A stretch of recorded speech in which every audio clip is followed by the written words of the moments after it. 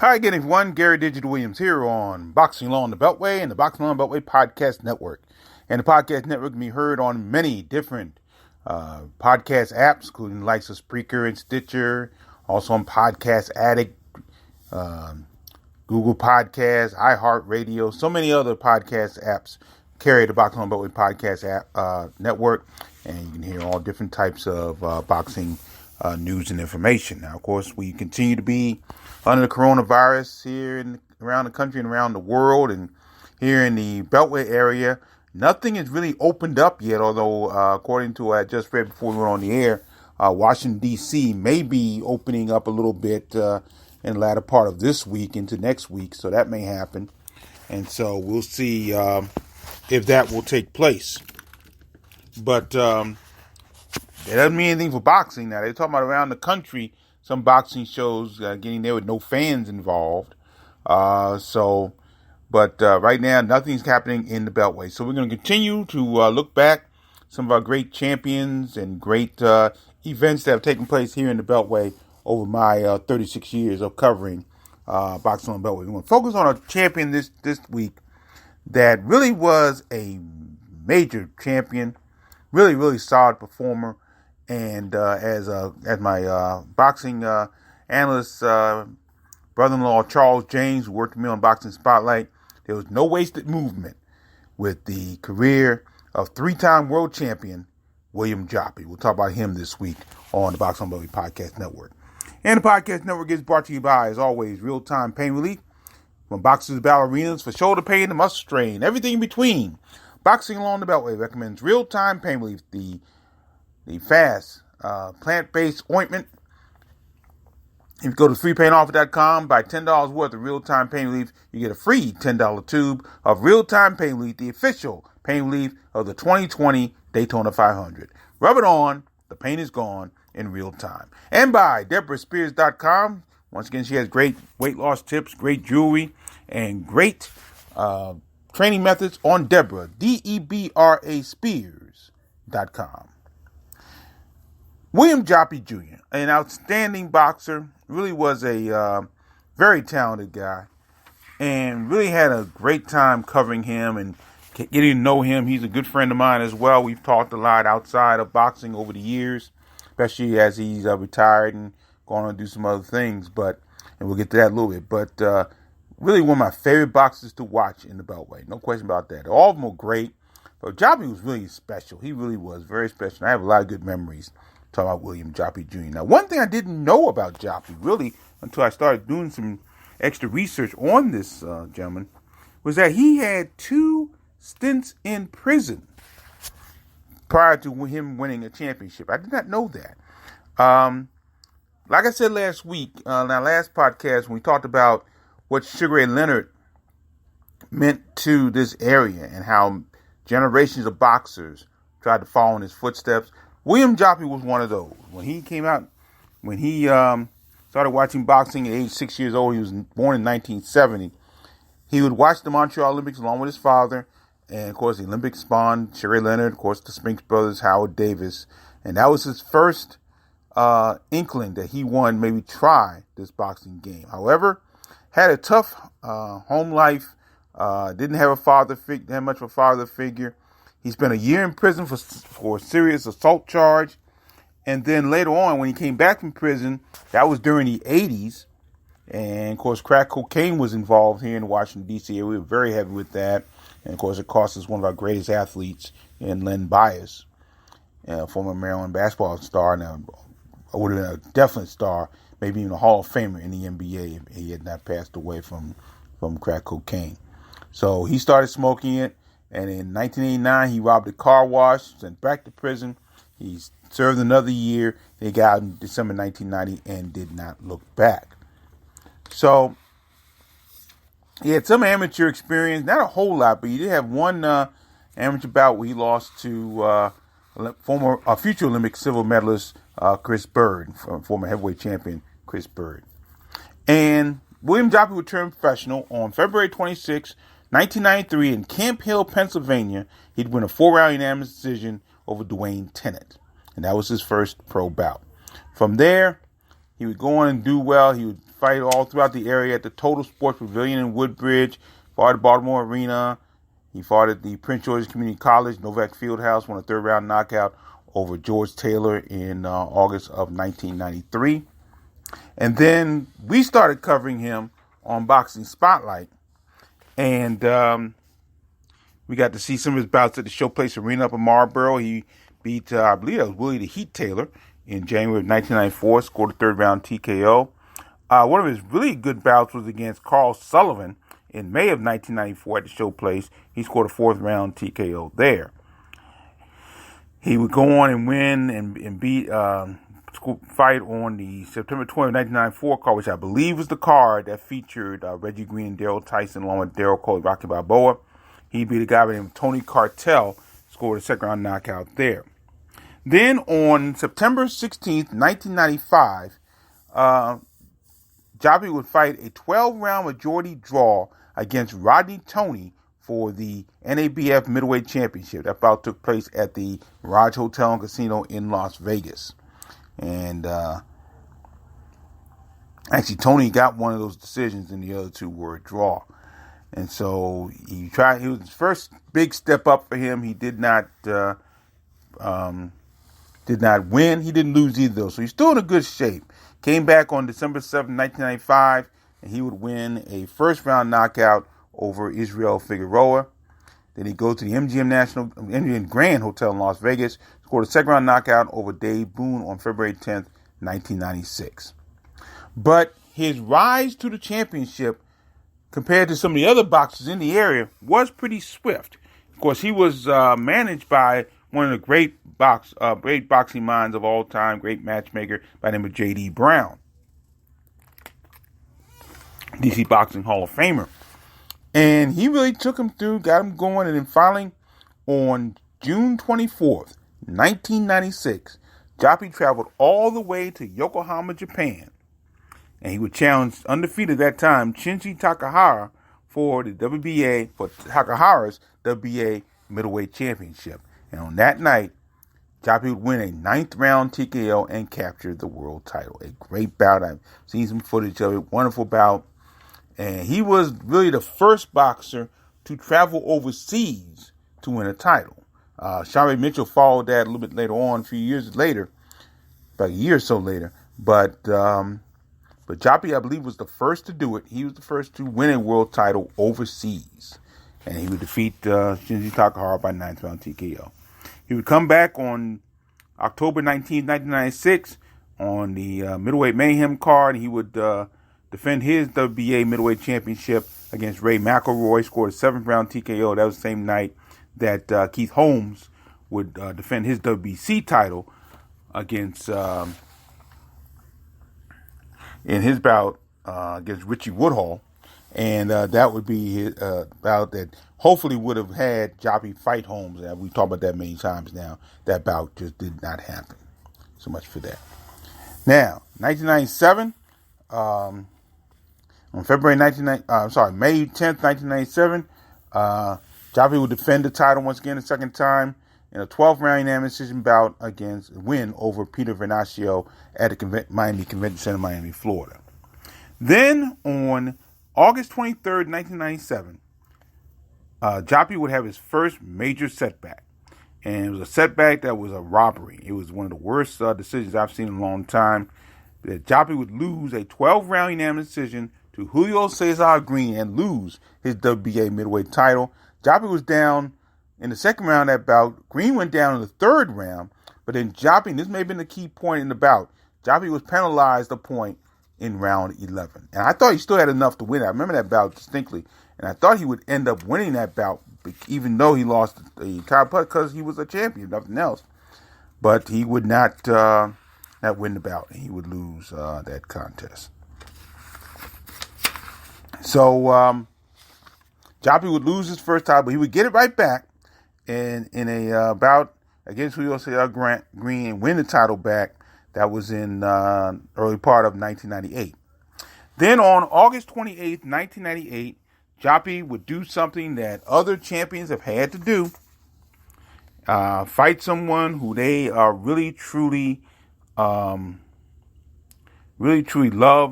they admired, and they watched fight and grew up and was art and idolized them. And he had to do that, like Ali had to do, like I should say, Rocky Marciano, you had to do it with Joe Louis. Larry Holmes had to do it with Muhammad Ali. And William Joppy had to do it when he fought Roberto Duran in Las Vegas, Nevada on August 28th, 1998. Duran, to say he was a shell of his former self may have been an understatement, but he would go on, he would win that bout by third round TKO. And so that was a big, and again, he was, Joppy said he was very sad to face Duran at that time, because Duran was definitely not the person that he once was. No question about that. Then in January of 1999, January, I believe it was the 18th, 1999, Joppy was in a serious automobile accident. He was coming out of his gym, which was Round 1 gym in Capitol Heights, Maryland at that time, and he had a workout, and his van was broadsided by a car. And I believe he had a fractured vertebrae in his back. He also had cuts and lacerations on his head. And he was really, he was probably worse than he looked, because I remember reading the article about that, and the spokesman for the hospital, he was at Prince George's Medical Center in Prince George's County, Maryland. He said he wasn't in bad shape. He was there for observation, but it was just a terrible accident. And it really cost Joppy his position on the Triple Jeopardy card. He was scheduled to be on that card instead of Mark Johnson, I think. It's scheduled to be Joppy, Holmes, and Sean Bay Mitchell will be on that card. And because of that, he was not on the card. Mark Johnson was put on the card. So that was a tough break. But it didn't set him back long. He was back in the ring in July of 1999, July 24th, 1999. Scored a first-round knockout over Napoleon Pitt. Napoleon Pitt was a guy who fought out of Virginia, the southern part of Virginia, but made a lot of appearances here in the Beltway. Then on September 24th, 1999, Joppy would face Julio Cesar Green for the third time, and he had a demonstrative win over Julio Cesar Green and regained his WBA Middleweight title. Scored a 7th round knockout at what is now Capital One Arena, formerly MCI Center. And the fight was stopped due to a cut above Green's left eye. Then in March of 2000, by that time, Joppy had, he did not give him the title, but Joppy had a non-title bout against Fernando Zuniga and Caesar's Palace in Las Vegas on March 3rd, 2000. He would defend his title against Rito Ruvalcaba in May of 2000 in Tunica, Mississippi. And then he would defeat former WBC champion Hassan Sharifi at the MGM Grand in Las Vegas for the WBA Middleweight Championship. Remember, Sharifi had beaten Keith Holmes for the WBC title. Then Holmes to defeat Sharifi at the Triple Jeopardy card in May of that year. And then finally, Joppy would defeat Sharifi by a 12-round unanimous decision in Las Vegas on September 16, 2000. In December of 2000, he would defend his title against Jonathan Reed at the Mandalay Bay in Las Vegas. He would score a 4th-round TKO over Jonathan Reed and defend his WBA Middleweight Championship. Now, Reed at that time was a replacement for another former champion, Guillermo Jones. Then on May 12, 2001, Joppy would go after Felix Trinidad as part of the Middleweight Championship Series at Madison Square Garden, New York. And I happened to be in attendance for this bout. This was a very interesting situation. At that time, Joppy was being trained by Marvin Rock Sims. And I remember covering that bout. In fact, going to Madison Square Garden. And I remember, actually, I wasn't there officially as a reporter. Let me rephrase that. I wasn't there as a reporter. I was there basically as a fan. And I got some tickets from Fight News. And my brother-in-law and I, Charles James, and I went up to the bout. And I remember listening to some of the interviews prior to that bout.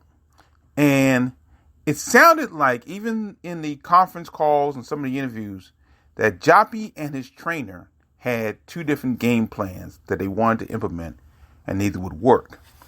Joppy, because he was a natural middleweight, thought he could overpower Trinidad, who was coming way up from welterweight. And so he really thought that he could overpower him. Sims wanted to box Trinidad. Sims wanted to box Trinidad and keep him away from him for 12 rounds. Well, they tried to overpower him. That didn't work. Joppy got knocked down a couple of times. Then by the time Joppy wanted to box him, it was well too late. The bout was stopped in the 5th round, and Trinidad would win the WBA Middleweight Championship. Now, a couple things out of that. First of all, I remember distinctly, and this is just a personal thing, I remember distinctly that I had a splitting headache that day. I never had a headache before like that in my life. And it was really hard to really focus and concentrate on the card that was there that night. And then the other part I remember about this card was that the Trinidad fans, and boy, there were a whole bunch of Trinidad fans that night. It was incredible. All the countrymen, the Puerto Ricans who were in attendance, and just plain Trinidad fans. And after the bout, and they knew that Charles and I were the only real Joppy fans there, so to speak. But it didn't harass us. They did not bother us. In fact, after the bout, they kept saying how great a boxer William Joppy was. They really gave him respect. I think a lot of people had a problem with how Keith Holmes fought Bernard Hopkins the previous month. And they really wanted to give Joppy his props because he fought very well and competed against Trinidad. And Trinidad was just too much that day. So that was the way that was. So Joppy would lose his title for the second time, loses WBA middleweight title in a 5th round knockout TKO loss to Felix Trinidad. Then on November 17, 2001, Joppy would win a 12-round majority decision against Howard Eastman out of England at the Mandalay Bay in Las Vegas, and he would win the vacated WBA middleweight championship. Bernard Hopkins, because he had held the IBF and WBA, was declared by the WBA a super champion. So Joppy got a chance to fight for the vacant WBA title. He would beat Howard Eastman by 12-round majority decision. Joppy went down in the last seconds of that fight, but he would hang on to win the bout. He won the scores 115-112, 114-112. One judge had it 113-113. Now, I've always talked to Joppy about this, and Joppy never really claims this title because Hopkins was the man in the middleweight division. So Joppy never considers this a world championship, even though on the record it is one. Excuse me. But he would never really consider this a world title. Okay. On October 10th, 2002, Joppy would defend that WBA title against Naotaka Hozumi. That was in Kokugan, Japan, back in Japan. He would score a 10th round knockout. TKO in that bout. Then on December 13, 2003, Joppy would actually face Bernard Hopkins for the WBA, WBC, and the IBF middleweight championships. And Joppy fought well, but he really was outclassed, in all honesty, by Bernard Hopkins, who outclassed pretty much everybody in the middleweight division at that time. And Hopkins would win a 12-round unanimous decision. Looking at the scores, Melvina Lathan scored about 119-109. John Stewart 118-109, and Steve Weisfeld 119-108. The fight took place at Atlantic City in Boardwalk Hall. And again, Joppy was not in the same ballpark as Bernard Hopkins. And really not too many people were in the middleweight division. So that was that. So Joppy would lose that bout. He would come back and lose another 12-round unanimous decision to Jermaine Taylor on December 4th, 2004. That was for the WBC Continental Americas middleweight championship. He'd lose that bout. And he never really challenged for a middleweight title again. That'd be as far as middleweight title is concerned. He'd fight some more. He'd fight the likes of Rashawn Abdul Blackburn, who was well underneath his Joppy's standard. He would fight Jonathan Korn in July of 2006, won a 5th round knockout. And then on February 29, 2008, Joppy would challenge for the International IBF, International Boxing Federation Super Middleweight Championship. He would lose a 10th round TKO to Lucien Boutet. And he would lose that title opportunity. He would fight Corey Cummings out of Baltimore on November 6, 2010 at the now Eagle Bank Arena, formerly Patriot Center, at George Mason University in Fairfax, Virginia. And their first bout, they would fight to a 10-round majority draw. Joppy won one card, 96-94, but the other two cards had it 95-95 in favor as a draw. So Corey Cummings would fight to a draw with William Joppy. On January 8th, 2011, Joppy would have his last opportunity at a title bout. He would fight for the light heavyweight title, the IBA and WBA light heavyweight championship. He would lose by 6-round knockout to Beibut Shumenov, who would later fight Bernard Hopkins, among others, as a world champion. And this was in Russia, the Sports Palace in Shymkent, Russia, and that was on January 8th, 2011. And his final bout, William Joppy's final bout, was on March 12th, 2011. He would win a 10-round unanimous decision over Corey Cummings at the George Mason University Patriot Center, now Eagle Bank Arena in Fairfax, Virginia. 10-round unanimous decision in that bout.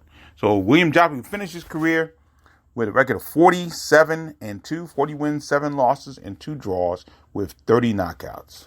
And along the way, Joppy had some tough times. He lost his daughter was killed in a situation. There was somebody was opposed to. I believe, I remember correctly, someone was watching over her, and something happened, and she passed away. So Joppy's had some real tough ones. He has had to persevere throughout his career and his life. Today, he's doing very well for himself, I must say. He has a organization called Breakfast with Boxers, which he goes to homeless shelters and other buildings and organizations, and he brings boxers there, and they have baked bread together. They bake bread during breakfast, and it's a really interesting organization that he has. I think he has a website, breakfastwithboxers.com, that you can go to and see what he's doing there. A few years ago, about 3 or 4 years ago, Joppy ran in the New York City Marathon. He did that very well. He able to finish that first marathon he's ever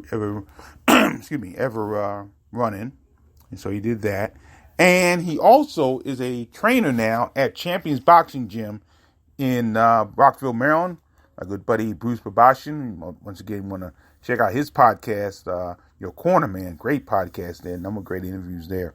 And so, he's training over there. One of the guys he works with is a great young boxer named Alexandru Spartan Marine. He works with him. So that's the life and times and the career of William Joppy, or William Joppy Jr., as my friend Discombobulating Jones says. Great man, great boxer, one of my favorite boxers to cover in this area. I mean, again, I was so blessed to cover, again, the people I call the 4 kings of Beltway boxing, among others. But, to catch Sean Ray Mitchell, Mark Johnson, Keith Holmes, and William Joppy, not to mention the other champions that we've had over the years, to be able to catch them at their zenith as champions and actually catch them from the beginning of their careers all the way to their zenith has been phenomenal. No question about that. I'm truly blessed to be there. Speaking of which, our next podcast will deal with one of our champions that nobody talks about. He's a champion. He was a champion for a very short time, but he was a champion. And actually, his career, for the most part, is a very interesting ride. And he was the first champion of the boxing along the Beltway era. Okay? My career has gone in a couple of stages. We had the boxing spotlight era. That was the 4 Kings and Hasim Rahman, Vincent Petway. But this guy was the first champion since I started my blog in 2005. And matter of fact, in a couple of weeks, we're going to talk about how my blog came to be, and it's connected to one of the most widely talked about and one of the biggest, probably the biggest bout that we've ever had here in the Beltway. And I will say this, the bout did not feature a Beltway boxer, but the card itself was immense. And it did a lot for the city and did a lot for me personally in the starting boxing on the Beltway. That'll be in a couple of weeks. But next week, we're going to talk about one boxer who was a world champion for a very short time, but his career was not a very long one. But it was an exciting one. We'll talk more about that in our next podcast. Before we get out of here, I do want to bring this to your attention. Recently, a very good friend of mine, a guy who I worked with for a number of years, we taught together at a school here in Washington, D.C. called Booker T. Washington Public Charter School. He was actually our dean of students of that school. His name is Robert Alston Jr. Name is Robert Alston Jr. He's still with us.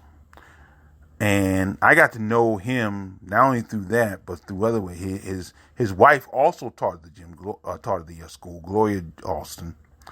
And also, I taught their daughter, Diamond, and I got to know his son, their son, Trey, Robert Alston III, very talented man. Diamond was a beautiful woman. Oh, beautiful lady. Great student, great person, really nice person. Well, unfortunately, they made the news this week, and not in a good way. Robert Alston Jr.'s mother, Sheila Lucas, who was 71 years old, she was killed, unfortunately. She was shot and killed in an incident that took place near her home in southeast Washington, D.C. Now, Sheila Lucas raised 10 children and had close to 50 grand and great-grandchildren. I would have loved to have known this woman. And she was basically a single mother raising these 10 children. And apparently she had driven over to a shopping center, to a grocery store in the area, and picked up one of her granddaughters. I don't think it was Diamond. I think it was somebody else, one of the younger granddaughters. And because people were harassing her, and they were trying to beat her up. And she took her out. Lucas went down, picked her up, took her back home.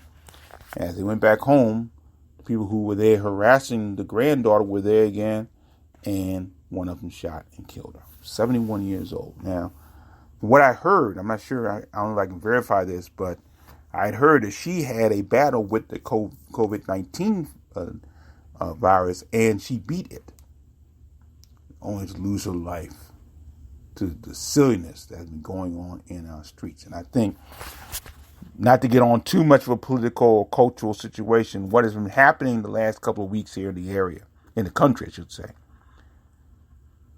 has brought us back to what we've had throughout this time. See, the COVID-19 situation, although as devastating as it is, has been there for a very short time.